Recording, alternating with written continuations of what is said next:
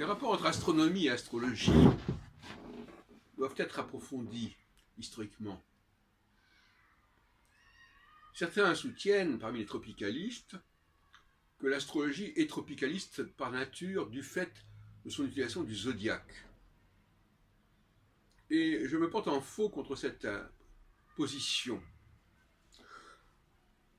La preuve en est que si effectivement le zodiaque est une représentation qui est utilisée en astronomie, dans ce que j'appellerais le métalangage de l'astronomie, ça ne signifie aucunement que les astronomes se relient aux saisons. C'est simplement un emprunt commode pour localiser les astres dans le parcours qu'ils font dans l'écliptique. Et la preuve en est d'ailleurs que les signes zodiacaux, le passage d'un signe à un autre, même si on s'en tient au soleil, parce que pour les autres planètes c'est un peu différent puisqu'elles ont différentes cyclicités, mais le soleil, quand il entre dans un signe, ça n'a rien à voir avec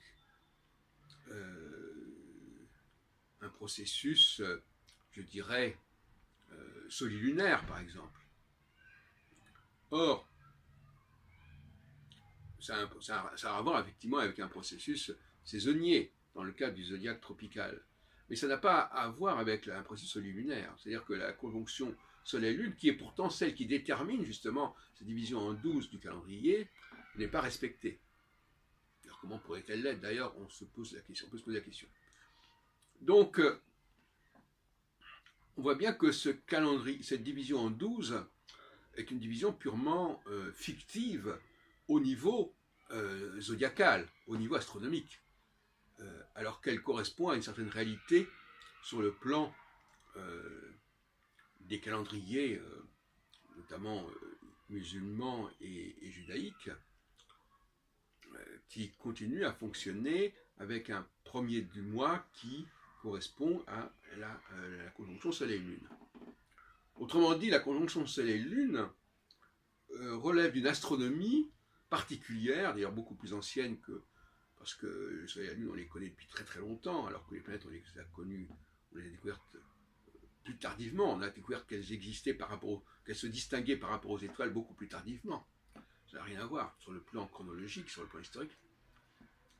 Et par conséquent, il me paraît assez évident que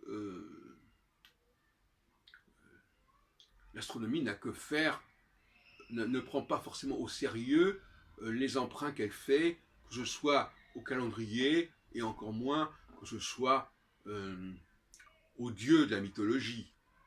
Là aussi, on voit bien que les dernières appellations depuis, disons, notamment la fin du XVIIIe siècle, au début du XIXe siècle, de la part des astronomes, Uranus, Pallas, Junon, Vesta, Pluton, Neptune, etc., tout cela est purement une affaire de commodité et de métalangage astronomique.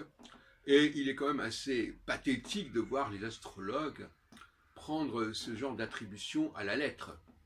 Autrement dit, tout ce qui concerne le symbolisme astrologique, quand il est en fin de compte issu du symbolisme astronomique, parce qu'il ne faudrait pas croire que les noms des planètes ou des signes est de l'ordre de l'astrologie, c'est de l'ordre de l'astronomie. Et les astrologues ne sont que des commentateurs de cet ordonnancement. Donc, l'argument d'une astronomie tropicaliste tombe à l'eau et n'est fondé que sur la théorie des emprunts. Et les emprunts, on sait ce que ça vaut. Il paraît évident, au contraire, que l'astronomie et l'astrologie, dans le système notamment que j'étudie des 7 ans, est fondée sur des étoiles, et des étoiles fixes royales, et ne dépend absolument pas du cycle des saisons. Et le zodiaque n'est qu'une extrapolation à partir de cette première structuration autour des 4 étoiles fixes royales, que l'on retrouve d'ailleurs dans le tétramorphe, dans les 4 évangélistes, dans l'arcane du monde, dans le sphinx, dans le livre d'Ézéchiel, etc., etc. Donc ça, c'est une astrologie fondamentale, qui nous est d'ailleurs restée, et qui est beaucoup plus importante que la division de l'écliptique en 12. La vraie division, c'est la division en 4. Et le passage d'une planète successivement sur l'une des 4 étoiles fixes royales que sont Aldébaran, Régulus, Antares et Fomalo, et tout le reste n'est qu'extrapolation, finalement.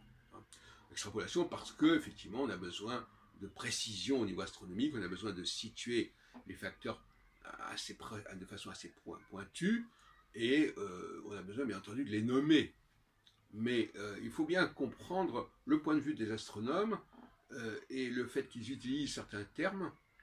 Et il y a une instrumentalisation de l'astronomie lorsque ces termes qu'utilisent les astronomes prennent une dimension que les astronomes ne leur ont absolument pas conférée.